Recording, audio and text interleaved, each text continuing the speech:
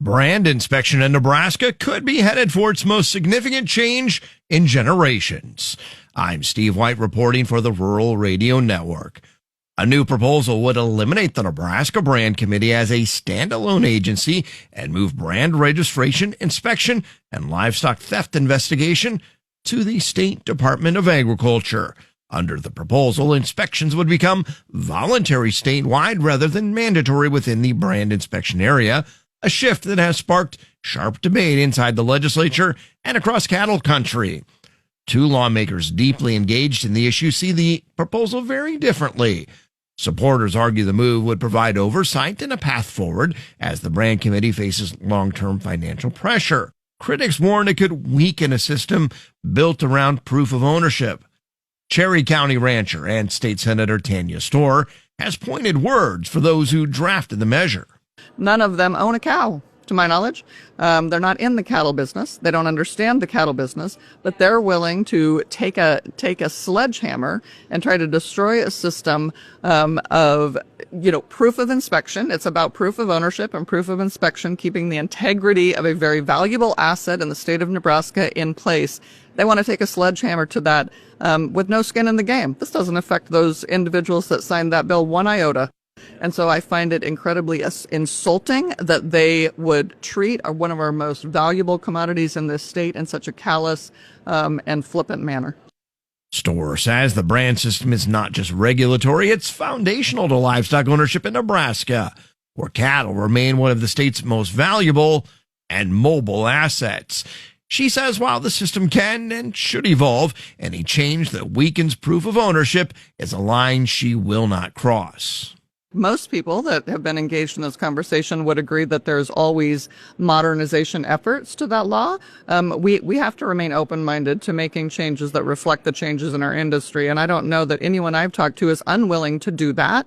But the primary, what I have said from day one, and I will continue to say, that anything that degrades or erodes that basic provision for proof of ownership is not acceptable. It would be no different than deciding we're going to take away the title system for your vehicles. I don't think that most people could get behind that.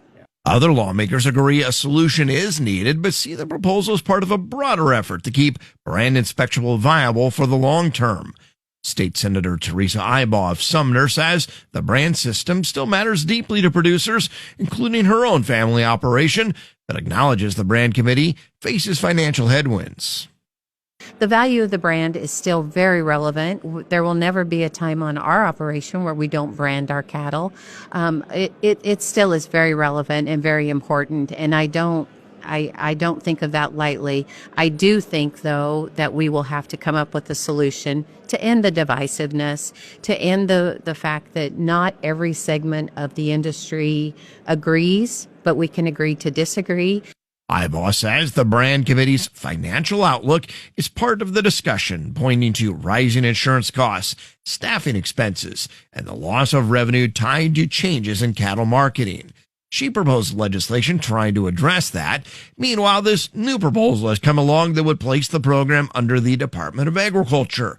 Ibaugh is not one of the co-sponsors, but said she does think it could provide some oversight and stability. And I think that's a great place to put it as, we could give them some oversight. They've hit a couple hiccups in the road, and they've actually identified that they will not be solvent in a couple of years. So I think when you put the increased cost of insurance with the brand, which the brand committee leadership has indicated, the increased cost of insurance for their 71 employees, as well as losing the Tyson income, I think will put them at a disadvantage. So I think when we put all that in perspective, along with what is a good path forward, I think we can achieve something. The bill would also eliminate references to registered feedlots and remove the concept of a brand inspection area and make those inspections voluntary statewide. Brand committee employees would transfer to the Department of Agriculture along with funding, contracts, and records. For some, the concern isn't just structural change, but whether the culture and enforcement strength of brand inspection can survive inside a larger state agency. Ibaugh, however, questions whether the current system can remain financially sustainable without reform. And then the important thing to remember is that we are still number one on cattle. And so when you look at the industry statewide, we really have to keep in mind that our cattlemen and our producers have to be number one. So how do we compromise to keep us at that number one position? The bill to overhaul the brand inspection system has been introduced by Senator Ben Hansen. It will go up for a public hearing where anyone can come and speak pro or con, or even in a neutral capacity. Meanwhile, Senator Teresa Ibaugh has her own bill that carried over from last year that could come back up for debate.